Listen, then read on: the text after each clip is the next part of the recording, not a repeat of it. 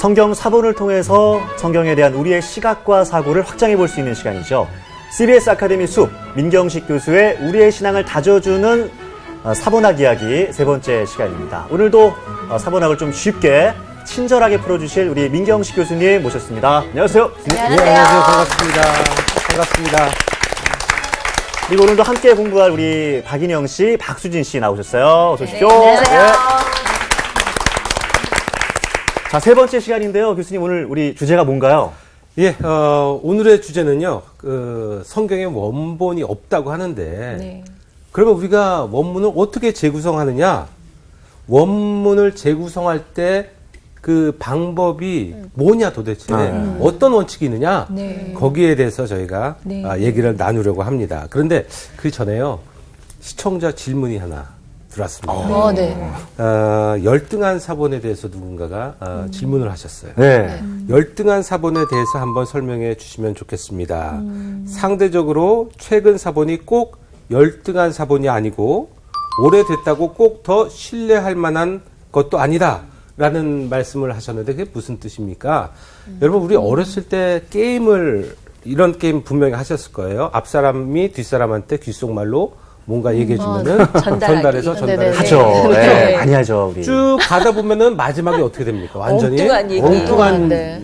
그런 얘기가 나오는 경우가 가끔 있습니다. 네. 한 단계 건너뛸 때마다 네. 뭔가 아무래도, 조금씩 예. 바뀌고 네. 이 필사 과정도 마찬가지입니다. 이게 단계가 계속 많아질수록 원문에서 좀 멀어지는 네. 경향이 있어요. 그런데 우리 여기 어머님들 나와 계시는데요. 이렇게 한 분 한 분 계속 이렇게 하다가 맨 끝에 가서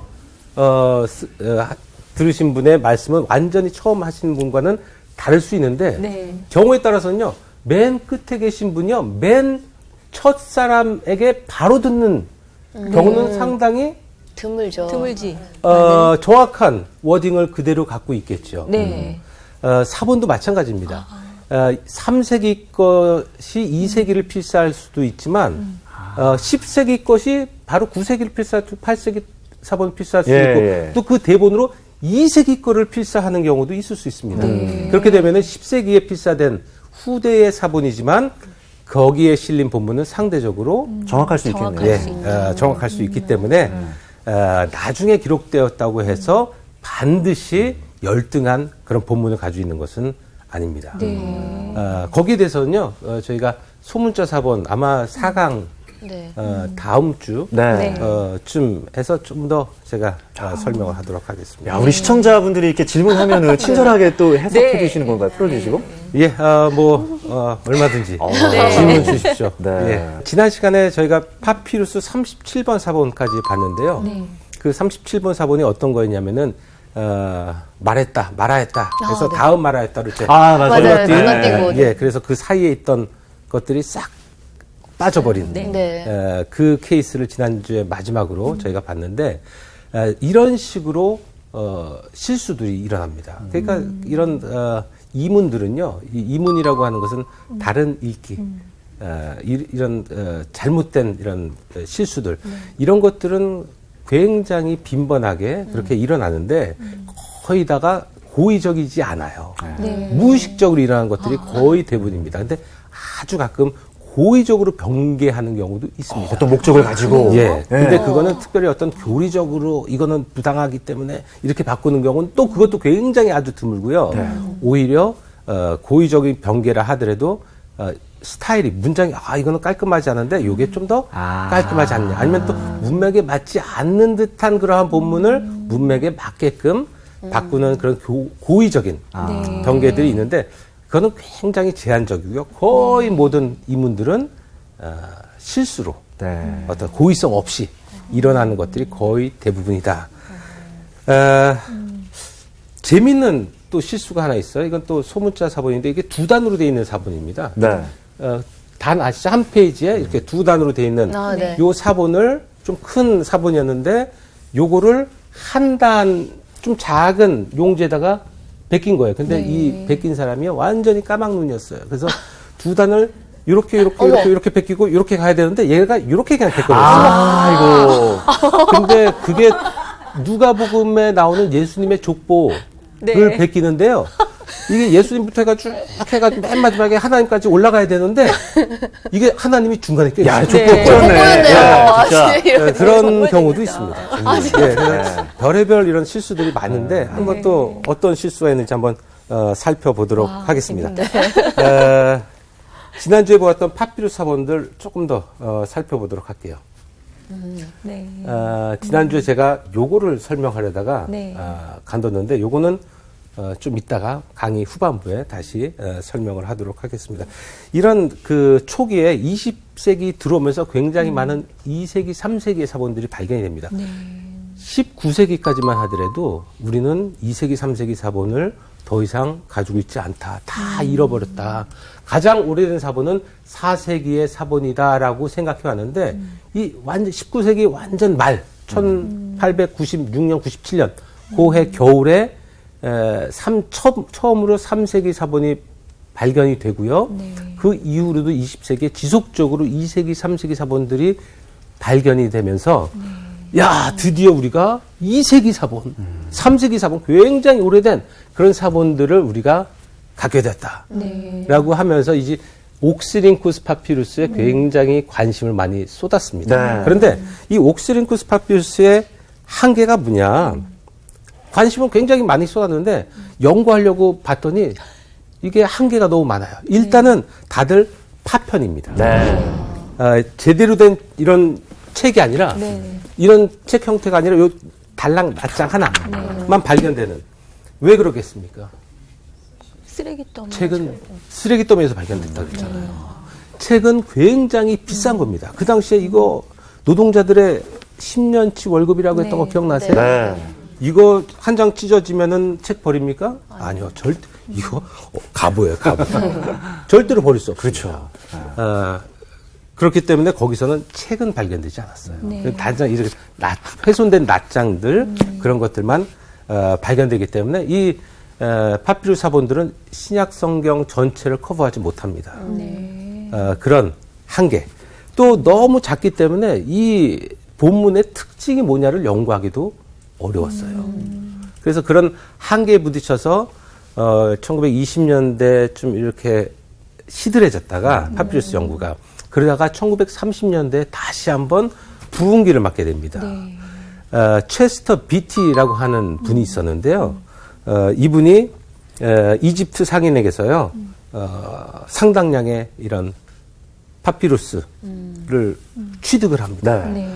근데 거기에 이런 책 형태의 사본이 발견이 됩니다. 이게 그래도 좀 있네요. 예, 그렇죠. 좀 있죠. 이거 보면은 좀 더 책 같습니다. 이제 그러네요. 책 같은 게 보이시죠? 이거는 1950년대에 발표된 보드머라고 하는 사람이 소장하고 있는 사본인데요. 이게 파피루스 66번 사본입니다. 아까 거는 45번. 이 45번에는요. 마태복음 일부가 들어있고요. 네. 마가, 누가, 요한복음 같이 사복음서가 전체가 다 들어있고 네. 그다음에 사도행전까지 같이 들어있는 꽤 큰 사본이었는데 물론 많이 훼손돼서 그 일부만 남아있긴 하지만 그래도 제대로 된 책 형태의 오래된 그런 사본이 처음 발견이 된 겁니다. 근데 이 45번, 46번, 47번 이 사본들이 한때 인기를 누렸었는데요. 이게 우리가 가지고 있는 성경 본문하고는 또 많이 정확히 일치하지 않아요. 그래서 야, 이게 또 다른 전통의 본문이 있었구나 정도로 우리의 관심을 끌었는데요. 그러다가 1950년대에 다시 한번 파피루스 연구가 확 부활하게 되는데 이 파피루스 66번하고 75번이 가장 대표적인 사본입니다. 이게 66번 사본인데 66번 사본은 요한복음 거의 전체가 들어있어요. 굉장히 그리고 200년경의 사본입니다. 굉장히 오래된 사본이에요. 도대체 어떤 의미가 있느냐? 요 사본하고 아까 막 얘기했던 파피루스 75번 사본 이런 사본들은 매우 초기의 본문을 가지고 있을 뿐만 아니라 그것도 굉장히 양질의 본문을 가지고 있었습니다. 그래서 옛날 사람들은 20세기 초만 하더라도 어떻게 생각했냐면, 우리가 가지고 있는 오늘날의 본문은 4세기경에 이집트에서 리비전된 그러한 본문, 알렉산드리아에서 리비전된 그런 본문이 아니겠느냐라고 학자들이 그렇게 생각을 했는데요. 요 2세기 사본, 3세기 사본들이 발견이 됐는데 그것들이 흔히 그 당시에 알렉산드리아에서 리비전 됐다고 하는 그 본문하고 너무 일치를 해요. 그러니까 그 4세기, 5세기에 알렉산드리아에서 그런 일이 있지 않았다라고 하는 것을 이 사본들이 증명을 합니다. 말하자면은 오늘날 우리가 보고 있는 성경 본문이 이미 2세기, 3세기에 이러한 형태의 본문이 있었다 하는 것을 증거해주는 그런 사본들입니다. 제가 오늘은 요 사본에 대해서 좀 자세하게 얘기를 하려고 해요. 파피루스 104번 사본인데 역시 옥스링쿠스에서 발견된 사본입니다. 요게 앞면이고요. 요게 뒷면이에요. 글씨가 안 보이는데요, 뒷면은. 그렇죠? 글씨가 거의 보이지 않는데 이 거의 보이지 않는 것을 재구성하는 게 사본학자들의 과제입니다. 네. 일단 앞면을 보니까요. 마태복음 21장 34절에서 37절이라고 돼 있어요. 여기 읽어보니까 대충 그쪽 내용이에요. 이 마태복음 21장 30절 때. 교수님이 그냥 이렇게 보셔도 마태복음이구나 이게 딱 눈에 직관적으로 들어오시나요? 한눈에 아니 보이세요? 그렇게 모르죠. 일단은 여기서 의미 있는 단어들을 먼저 찾아내야 됩니다. 그래서 이게 성경의 일부일 것 같다라고 하는 생각이 들면 사본학자들이 성서 전문가한테 또 의뢰를 하겠죠. 그러면은 여기 이렇게 성경 본문을 보고 이거는 성경의 어느 부분이다라고 그렇게 판단을 할 수 있게 되는 겁니다. 이거는 이제 마태복음 21장 34절 37절인데 요게 앞면이고요. 요게 뒷면이에요. 그럼 뒷면에는 그 일대의 본문이 적혀 있겠죠. 말하자면은 책이 이렇게 앞에 요만큼 여기가 마태복음 21장 33절이면 35절이면 요 뒷부분은 뭐 한 40절이든 아니면 또 여기가 앞이고 이게 뒷 수도 있으니까 아니면 20절이든 대충 그 일대의 본문이 기록되어 있을 겁니다. 그래서 요거를 찾은 이후에 여기는 아마 그 근처에 무슨 본문이겠거니 생각을 하고 이제부터 찾기 시작하는 겁니다. 여기서 그나마 읽을 수 있는 알파벳이 딱 2개 있어요. 보여요? 그 중에 딱 2개. 딱 2개 있습니다. E. 너무 어렵다. 요게 사실 동그라미가 약간 오른쪽으로 갔는데 약간 왼쪽으로 가야 돼요. 이렇게 해가지고 이게 영어의 E에 해당하는. 어떻게 알았어요? 엡실론이라고 하는데 이같이 생겼어요. E에 해당하는 거고요. 요거는요 이렇게 하고 이렇게만 보이는데 살짝 여기에 좀 자국이 있어요. K. 카파에. 같이 일해볼 생각 없어요. 갈까 봐요. 어떻게 알았어요? 소원하기 귀신. 그래서 요 2개를 찾았습니다. 그래서 그러면은 일단은 요 마태복음 21장 1대에 있는 이 엡실론이 들어간 본문을 다 여기다 대입해 보는 거예요. 그래서 요 점과 선에 맞는지 그 다른 옆에 있는 알파벳들이 그래서 그 점과 선이 맞으면은 여기가 몇 절이구나 하는 것을 알게 되는 겁니다. 또 카파도 마찬가지예요. 그래서 이렇게 봤더니 이게 마태복음 여기가 21장 43절의 일부라는 것을 알게 됩니다. 저게 어떻게 이게 보니까 이게 카파가 맞고요. 이게 알파예요. 근데 왜 여기 점이 진하게 찍혀 있는 게 왜 그러냐면은 옛날에 알파를 쓸 때 붓을 여기다 먼저 대고 이렇게 갔다가 이렇게 썼거든요. 그러니까 한 번, 찍은 2번 또 꺾어서 3번 굉장히 여기 잉크가 많이 묻겠죠. 그 부분이 바로 여기입니다. 그래서 이렇게 갔다가 이렇게 이게 알파. 이게 카르푸스 열매라고 하는 뜻의 일부분입니다. 21장 43절이다. 찾았어요. 그걸 보니까 21장 43절 바로 앞부분도 여기에 다 점과 선이 단어에 딱딱딱딱 들어맞아요. 퍼즐이 맞춰지네요. 이제. 퍼즐이 맞춰지는 겁니다. 21장 43절 맞다. 확신을 하게 됩니다. 그러면은 그 다음 줄은 21장 44절이 돼야겠죠. 그래서 44절에 있는 모든 단어를 다 대봤는데요. 이 점과 선에 안 맞습니다. 왜 안 맞지? 그럼 이게 도대체 어떻게 된 거냐? 왜 정과 선에 안 맞냐? 이상하다. 그래서요, 45절을 혹시나 하고 대입해 봤더니 맞아요. 그럼 44절 어디 갔어요? 44절이 없다는 거예요. 그래서 근데 왜 44절이 없느냐? 이 성경을 보면은 제가 그것을 설명하기 전에 먼저 아까 처음에 강의 시작하기 전에 제가 오늘은 뭐에 대해서 얘기하겠다 하면서 도대체 어떤 원칙으로 우리가 네. 성경 본문을 재구성하느냐 그 얘기를 말씀드렸는데요. 크게 우리가 내적 판단 기준, 외적 판단 기준이라고 하는 그런 방법을 써서 성경 본문을 재구성을 하려고 합니다. 이 외적 판단 기준은요, 외부적인 조건만 보는 거예요. 그리고 내적 판단 기준은 외부적인 조건을 안 보고 정말 워딩만 보고 단어들만 보고 판단을 하는 겁니다. 이게 어렵죠. 무슨 말인지 잘 모르실 거예요. 그래서 제가 아주 이해하기 쉽도록 예를 들어서 설명을 하겠습니다. 이 한 반에 이렇게 15명의 학생들이 앉아서 시험을 보고 있습니다. 근데 이 학생이 답을 A라고 썼어요. 그리고 이 학생은 B라고 쓰고요. 이 학생은 또 A라고 씁니다.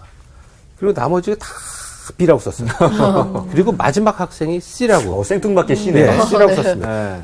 선생님이 뭐라고 가르쳤을 확률이 가장 높아요? B요. 예, B. B가 뭔지 A가 뭔지 지금 알지 못합니다. 네. 정답이 뭐가 될 확률이 가장 높아요? B요. B. 이게 바로 외적 판단 기준이에요. 그러니까 보이는 A가 대로. 뭔지 B가 뭔지 전혀 알지 못해요. 그렇지만 어떤 몇 개의 사본들이 또 얼마 오래된 사본들이 이걸 지지하는지 이런 독법이 있는지 그런 것 외적인 조건만 보고 판단하는 게 외적 판단 기준. 그런데 우리가 사본을 공부해야 되는 이유는 뭐냐? 네. 우리가 이 학생들에 대한 정보를 많이 알수록 이 답이 바뀔 수도 있습니다. 그렇죠. 확률이 달라질 수 있어요. 예를 들어서 이 학생은 IQ가 170이에요. 아, 선생님도 모르는 거 이 학생이 다 가르쳐줘요. 친구들이 모르면 선생님한테 안 가고 이 학생한테 가서 물어봐요. 그 정도로 아주 그냥 천재적인 아이입니다. 또 이 학생은요, 평범한 학생이에요. 또 이 학생은 성실. 정말 성실 그 자체예요. 아침, 점심으로 복습하고 예습하고 그냥 뭐 선생님 말하는 거 다 받아 쓰고 굉장히 성실한 학생입니다. 이 학생은 누구냐? 이 학생은 새로 전학 온 학생이에요. 그래서 누가 똑똑한지 아직 몰라요. 근데 시험이 너무 어려워 잘 모르겠어요, 답을. 그래서 앞에 앉아 있는 애가 공부 잘할 거다라고 생각하고 얘 거를 베낀 거예요. 베꼈어요. 그리고 친구들한테 새로 전학 왔으니까 좀 친구들한테 인기 좀 얻어야겠다 생각해서요. 돌린 거야. 쪽지를 만들어가지고 쫙 돌립니다. 그리고 얘는 잤어요. 우리가 이러한 정보를 가지고 있다. 그러면은 정답이 바뀔 수 있어요.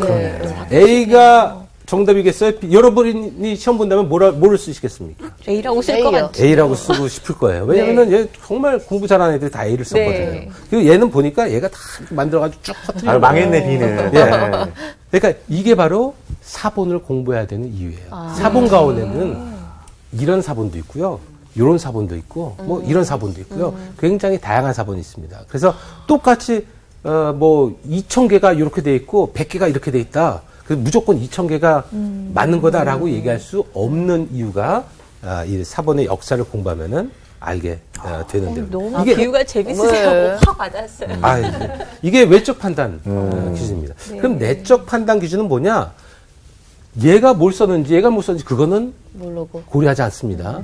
그냥 워딩만 보는 거예요. 물론 성경에는 이런 말씀이 없습니다. 제가 그냥 이해하기 쉽도록 만들어 놓은 예예요. 예수께서 말씀하셨다. 그래서 성경을 쭉 읽어보니까 예수께서 이런 본문이 예수께서 말씀하셨다. 아버지 진지 드세요. 그리고 또 이렇게 쭉 이어지는 물론 없어요. 성경에 그런 거 없어요. 그냥 예입니다. 그래서 이게 본문이다라고 늘 생각하면서 지내왔는데 그런데 어느 날 다른 사본을 읽었더니 다르게 돼 있는 거예요. 여기까지 똑같아요. 쭉 똑같아요. 예수께서 말씀하셨다. 아버지 진지 드세요라고 해야 할 자리에 아버지 식사하세요라고 돼 있습니다. 그래서 그때부터 고민하는 거예요. 원래가 뭐였겠느냐. 원래가. 또 어떤 사본을 봤더니 어떤 사본은요. 아버지 밥 먹어. 아이고. 이렇게 돼 있습니다.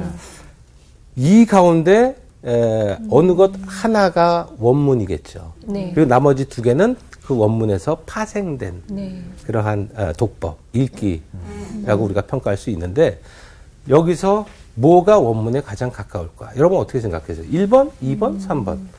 어떤 게 예수께서 말씀하셨다. 아버지 진 드세요. 예수께서 말씀하셨다. 아버지 식사하세요. 예수께서 말씀하셨다. 아버지 밥 먹어. 뭐가 원문에 일단 3번은 아닌 것 아닌 같아요. 걸로 1, 2번 3번은. 중에서. 1, 2번 중 하나? 자, 많은 사람들은 아버지 진지 드세요가 원문에 가까울 거다라고 생각을 하실 겁니다. 왜냐면 이게 가장 좋은 표현이거든요. 아, 예수님이 이 밥 먹어가 뭐야. 진지 드세요. 이렇게 식사하세요. 뭐 아메리칸 스타일일 수도 있죠, 뭐. 그런데 본문 비평학자들은요, 3번이 원문에 가장 가깝다라고 얘기해요. 왜 그러냐? 아까 말씀드렸던 것처럼 원문은 하나, 나머지 모든 독법들은 그 원문에서 파생된 독법입니다. 그래서 다른 독법들의 발생 원인을 가장 잘 설명하는 독법이 원문일 확률이 가장 높다. 뭐냐? 필사자가 필사하는데요. 아버지, 예수께서 말씀하셨다. 아버지 밥 먹어. 예수님, 아버지 밥 먹어가 뭐야? 예수님이. 아버지, 진지 드세요. 바꿨다는 거예요, 이렇게. 또 필사하는 과정 가운데 어떤 다른 사람은 아버지 밥 먹어도 이상한 거예요. 아버지 식사하세요. 라고 바꿨다는 거예요. 이거는 그러니까 말하자면은 요 3번이 1번과 2번의 발생을 잘 설명하죠. 네. 그런데 1번은 2번, 3번의 발생을 잘 설명하지 못합니다. 아니, 아버지 진지 드세요라고 돼 있는데 왜 그거를 아버지 밥 먹으라고 바꾸고 그렇게 바꿀 필사자는 없다. 그러니까 이 스타일리시하게 아주 문체가 훌륭하도록 이렇게 바꾸는 경우가 종종 있습니다. 그래서 요거 같은 경우에는 3번 아버지 밥 먹어가 원문에 가장 가까워. 진짜 논란이 많을 수밖에 없을 것 같아요. 저렇게 또 되니까. 이게 내적 판단 기준, 외적 판단 기준. 그래서 일반적으로는요, 외적 판단 기준에 따를 때 원문일 확률이 가장 높은 독법이 사실은 내적 판단 기준의 원칙을 따를 때도요, 원문일 확률이 가장 높은 게 일반적이에요. 이런 경우는 별로 없습니다. 그런데 아주 가끔 내적 판단 기준에 따르면은 요게 원문인 것 같고, 외적 판단 기준에 따르면은 이게 원문인 것 같고, 그게 어느 정도 균형을 이뤄서요, 참 선택하기 힘든 경우들이 있습니다. 또 경우에 따라서는요, 내적 판단 기준에 따라서도 비슷해요. 또 외적 판단 기준에 따라서 비슷해요. 가령 이 3번이 없습니다. 1번, 2번밖에 없어요. 그러면은 이게 뭐가 원문인지 우리가 참 이게 선택하기가 쉽지 않습니다. 또 여기 얘하고 같은 답을 써서 그렇지 만약에 얘는 A를 쓰고 얘는 B를 썼다고 생각해 보세요. 그리고 나머지 A, B 섞여 있고요. 그러면 이게 참 이 외적 판단 기준에 따라서도 역시 마찬가지로 결정하기 어려운 그런 케이스들이 있습니다. 이 104번 아까 봤던 그 파피루스 이게 바로 마태복음 21장인데요. 마태복음 21장 보면요. 이런 본문이 있습니다. 예수께서 그들에게 말씀하셨다. 너희는 성경에서 이런 말씀을 읽어보지 못하였느냐. 집을 짓는 사람이 버린 돌이 집 모퉁이의 머릿돌이 되었다. 이것은 주께서 하신 일이요 우리 눈에는 놀랍게 보인다. 그러므로 나는 너희에게 말한다. 하나님께서는 너희에게서 하나님의 나라를 빼앗아서 그 나라의 열매를 맺는 민족에게 주실 것이다. 그리고 이 돌 위에 떨어지는 사람은 부스러질 것이요 그 돌이 어느 사람 위에 떨어지면 그를 가루로 만들어 올 것이다. 그리고 마지막에 대제사장들과 바리새 사람들은 뭐 이렇게 이어지는데요. 요 44절이 21장 44절이 사실 전체 흐름을 깨트리는 그런 문장입니다. 그리고 이 44절 보면요. 이렇게 꺽쇠 네, 그런 거 있어요. 놓여 있죠. 우리 개역 성경은 이런 표시를 잘 해놓지 않는데 세번역 성경에는 이렇게 꺽쇠 표시가 있습니다. 이거는 세번역 성경이 꺽쇠를 해놓은 게 아니라 원래 제가 지난 시간에 말씀 소개했던 요 노붐 테스타멘툼 그레케 여기에 보면은 꺽쇠가 있는 본문들이 있어요. 또 쌍꺽쇠가 있는 본문들도 있습니다. 쌍꺽쇠가 있는 본문은 뭐냐? 이거는 2차적인 본문이 확실하다. 그런데 교회 전통에서 이게 너무 중요하기 때문에 그냥 본문 넣어준다. 그런 게 쌍꺽쇠에 있습니다. 가령 요한복음에 나오는 가늠하다 현장에서 잡힌 네. 그 여인, 네. 네, 단락.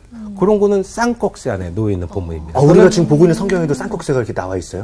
아니, 한글 성경에는 우리는 쌍꺽쇠가 없더라고요. 없습니다. 우리는 예, 근데 없어요. 요 그리스어 성경에는 쌍꺽쇠가 있습니다. 네. 이 꺽쇠는 그럼 뭘 의미하느냐? 이 편집자들이요 결정을 유보한 겁니다. 모르겠다. 네네네.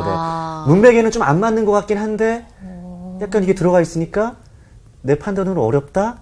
그렇게 하는 거예요. 넣기는 말하자면요, 요거는요, 사실은 누가복음의 본문이 영향을 줘서 2차적으로 생겨난 후대에 첨가된 본문이다라고 하는 게 내적 판단 기준에 따른 평가입니다. 내적 판단 기준에 따르면요, 이거는 여기 문맥에도 안 맞고요. 이거는 누가복음의 본문에 영향을 받아서 생겨난 그런 본문일 것이다.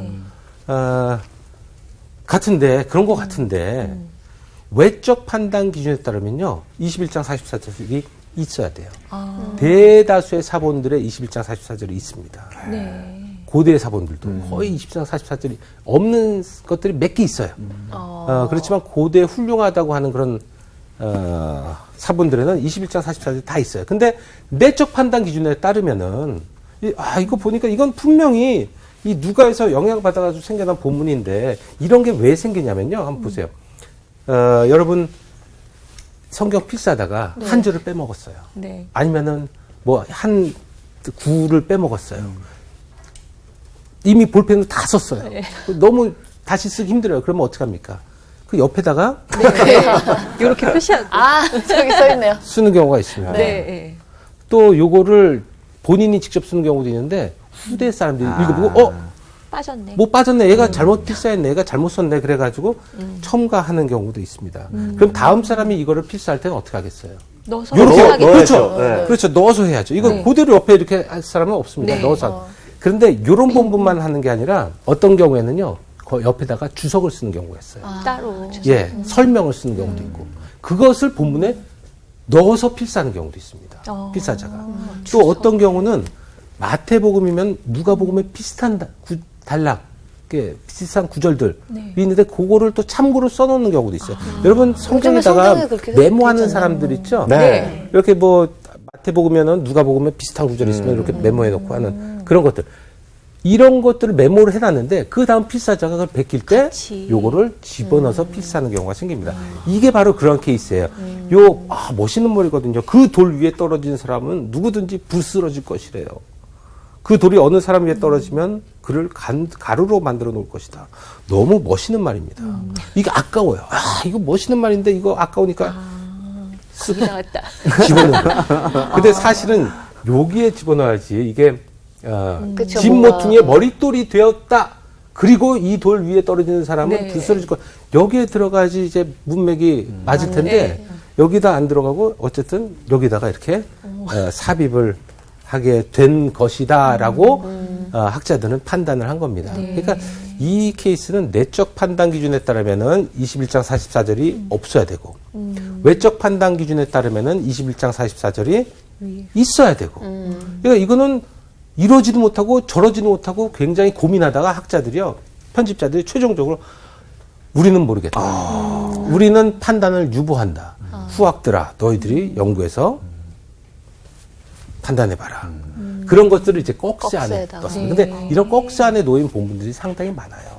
그리고 경우에 따라서는 이게 새로운 판이 나오면서 꺽쇠가 풀리는 경우도 있고 또 본문이 변경되는 경우도 있고요.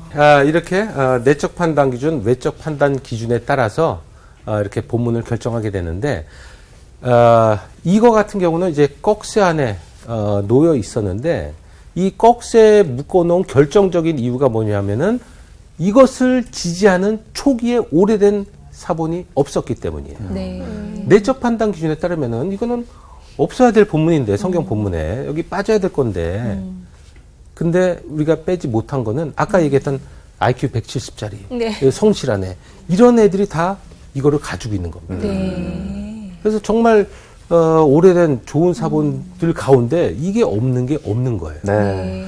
그래서 어쩔 수 없이 꺽쇠 안에 넣었는데 아까 우리가 봤던 파피루스 104번 그거는 그게 없어요? 21장 44절이 있습니까? 없습니까? 빠졌었어요.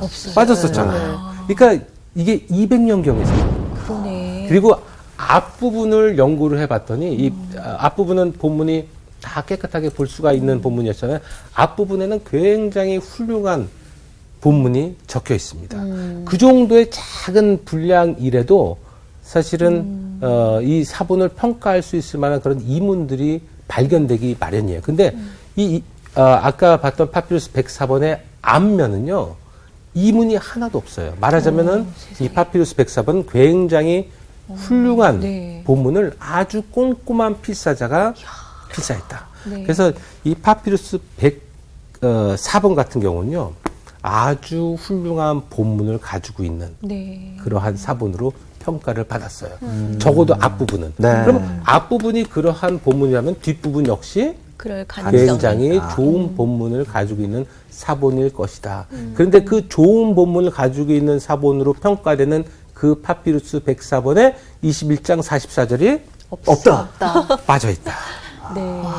말하자면은 21장 44절의 생략이 없는, 44절이 없는 그러한 본문이 원문일 수 있다라는 가능성을 이 파피루스 104번이 강하게 지지하는 거죠. 네. 근데 이 파피루스 104번이 언제 발표됐느냐? 20세기 말에 발표가 되고요. 네. 21세기 들어와서 연구가 되기 시작합니다. 네. 그러니까 앞으로 이게 새로운 판본이 나올 때는 21장 44절이 빠질 수도 쓸 수도 있다. 야, 예, 우리가 빠질 수도 보는 있다. 말씀에서도 44절이 빠질 수 있다는 얘기. 그렇죠. 빠질 수 있다는 겁니다. 그렇게 되면은 24장 44절에는 이제 내용이 없고 거기에 없음이라고 합니다. 야, 이런 얘기 어디서 들어요, 그래요. 진짜. 맞아요. 네. 와. 우리 지금 역사적인 순간에 살고 있네요. 그러니까요. 근데 이제 좀 더 자세한 얘기는요. 제가 인쇄본 네. 얘기하면서 도대체 왜 없음이라고 하는 그런 본문들이 있느냐 하는 것은 나중에 네. 다시 얘기를 하도록 하겠습니다. 네. 그럼 파피루스 사본들의 가치는 뭐냐? 본문을 재구성하는데 굉장히 중요한 기초 자료가 된다는 거죠. 네. 왜? 가장 오래된 사본들이기 때문에. 그러면 이 파피루스 사본들의 또 다른 가치는 뭐가 있느냐? 지난 누가 댄 브라운의 소설 다빈치 코드에서 질문을 우리 하셨죠. 예. 집사님께서 보셨어요? 네, 전 책으로 봤어요. 아, 책으로? 네. 두 분은 저도 책으로 예전에 예. 봤었어요. 이 소설의 대전제가 뭐냐면요. 옛날에 이 4세기 이후에 본문이 변개됐다는 거예요. 그러니까 3세기까지 요 300년 전에는 오늘날 우리가 보는 성경하고는 다른 내용의 성경이 있었다. 근데 콘스탄티누스 황제가 이 성경을 자기의 취향에 맞게, 자기 입맛에 맞게 변개시켰다는 겁니다. 그래서 오늘날 우리가 본 성경은 콘스탄티누스가 만든 성경이다. 2세기, 3세기에는 완전히 다른 내용의 성경이 있었다. 그러면 어떤 내용이 있었느냐? 예수와 막달라 마리아가 부부다. 그리고 그 사이에는 자녀가 있어. 딸이 있다. 이게 이제 댄 브라운 소설의 대전제입니다. 근데 20세기 초만 하더라도요, 이 전제를 학문적으로 무너뜨리기가 힘들었어요. 왜냐면은 2세기, 3세기의 본문을 우리가 알지 못했기 때문에, 2세기, 3세기의 사본을 우리가 가지지 않았기 때문에 이것을 어떻게 반박할 수 있는 근거가 없었습니다. 근데 이 파피루스 사본들이 발견되면서, 봐라! 야. 2세기, 3세기에도 오늘날 우리가 보는 본문과 똑같다. 똑같은 본문이 속 성경에 시원하네요. 있었다. 잘 발견했네. 의혹이 그냥 다 해결되네요. 정말요. 아, 좋네요. 예, 맞습니다. 그러니까 이 댄 브라운의 소설은요, 소설이에요. 소설이죠. 그러니까 이게 상상력이 굉장히 풍부한. 네. 상상력이 없으면 소설로서의 가치도 네. 없어지죠. 그러니까 이건 참 잘 쓴 재밌는 소설이로구나 생각하고 읽으시면 됩니다. 네. 그 작가님은 알긴 아는데 좀 그러니까. 얇게 아셨나요? 얇게. 그래서 지금 댄 뭔가 브라운 작가야. 댄 브라운도 많이 공부를 했을 겁니다. 나는 굉장히 공부를 많이 한 것 같아요. 많이 공부했는데 소설은 소설이에요. 네. 재미를 또 주기 위해서는 논문을 쓰는 게 아니잖아요. 네. 소설이잖아요. 그러니까 사본학을 알기는 알았던 분 같아요. 그럼요. 그래서 굉장히 재미있는 소설을 썼다라고 평가를 하고 재밌게 읽어보시기 바랍니다. 네, 뭐 댄 브라운, 예, 소설은 소설일 뿐이고 네, 재미를 위해서 그렇죠. 예. 댄 브라운에게 우리 그 사본학 이야기 시청을 추천하고요. 예. 아, 오늘 세 번째 시간 우리 민경식 교수의 우리의 신앙을 다져주는 사본학 이야기 함께 했는데 어떻게 두 분 굉장히 재밌다, 막 너무 재밌어요. 네, 이렇게 들으셨는데 어떻게 들으셨어요? 집사님 옆에서 너무 재밌다. 너무 재밌어요. 기대되네. 그러니까. 계속 이러고. 저는 사실 그 없음 그게 쥐가 파먹었나 봐 이제 이랬는데 정말 창피하네요. 예, 근데 하여튼 너무 재밌고 그러면은 사실 그 사본이 계속 발견되면서 학자들끼리도 막 갑론을박을 많이 하실 것 같아요. 예, 예. 맞습니다. 기도로 해결하시진 않나요?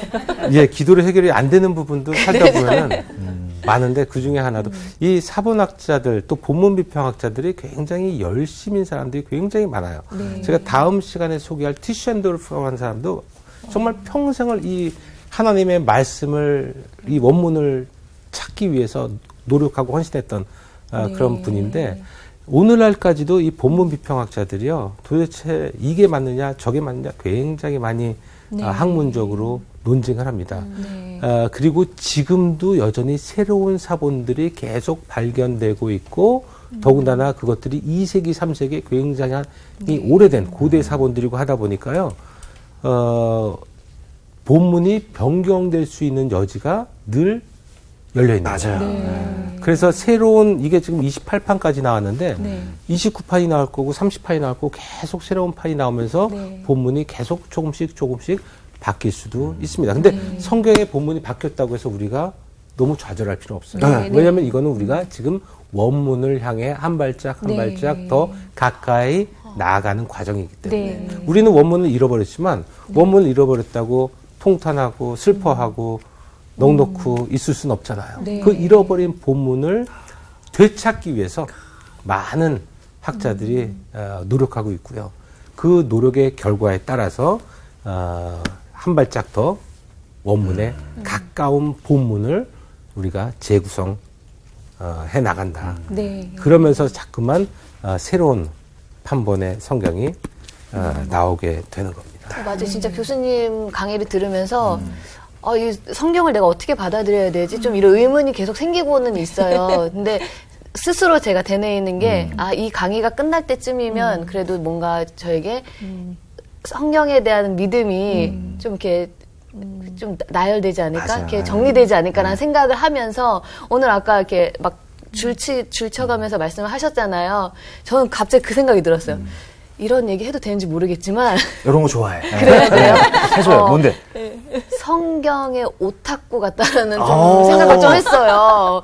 왜냐하면 어쨌든 오타쿠라는 의미가 좀 나쁘긴 하지만 거기에 이제 몰입해서, 몰입해 있는 네. 거잖아요. 그러니까 성경을 그 정도로 성경에 몰입해가지고서 그거를 연구를 하는 학자들이잖아요. 나는 얼마나 그러면 성경에 몰입해서 읽거나 이거를 공부를 했을까라는 생각을 좀 해보게 됐거든요. 저는 좀. 홀리예요. 아마 방송 보시는 많은 시청자분들도 여러 가지 건강한 의문 같은 게 좀 드실 것 같기도 하고요. 저희 시청자 게시판에 남겨주셔도 좋겠다는 생각이 듭니다. 우리 예수님이 육신을 입고 이 땅에 오신 거잖아요. 그 예수님이 말씀이신데 그 말씀을 찾기 위한 그 성경학자들의 어떤 노력. 움직임 이런 건 우리가 또 좀 도전받아야 되지 않을까, 본받아야 되지 않을까 이런 생각을 해보게 됩니다. 자, 민경식 교수의 우리의 신앙을 다져주는 사본학 이야기 오늘 준비한 시간 여기까지고요. 저희는 다음 시간에 다시 돌아오도록 하겠습니다. 함께해 주신 여러분 고맙습니다. 감사합니다. 궁금한 게